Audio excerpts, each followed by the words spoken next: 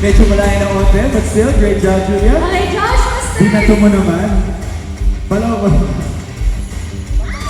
Oh! Ooh! Right by the target. Great job, Dasha. We have to check. Kamusta siya? Who's gonna check for us? Okay, nature check po ba? May magche-check Matibay ba? yung phone? Someone? Who can check it from Honor Philippines? Sino po pwede tumingin? Ayan na, ayan na. Sure, walang crack Inaakit yan. na. So, sino ba talaga yung mas matibay? Ang Tesla Cybertruck ba? Yan. Matibay ba? Good? Mabalay ko. Hindi na yung masasa. About right now, we have Joshua and Julia!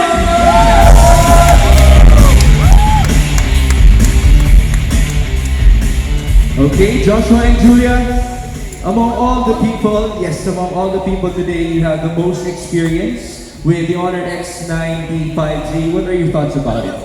Well, this morning, nagawa na namin ni Josh yung buong durability test, and we will see that content probably in the next coming days.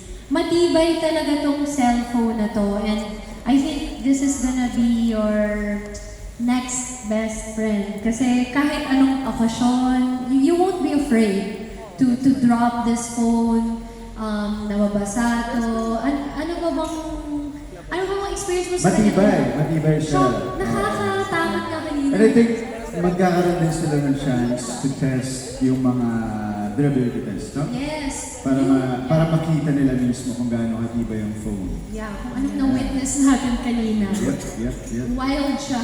Wild talaga. Okay, now speaking of wild, since you're already at one station here among all our challenges, we can actually have you do the drop test, okay? So, sina Joshua and Julia will be dropping our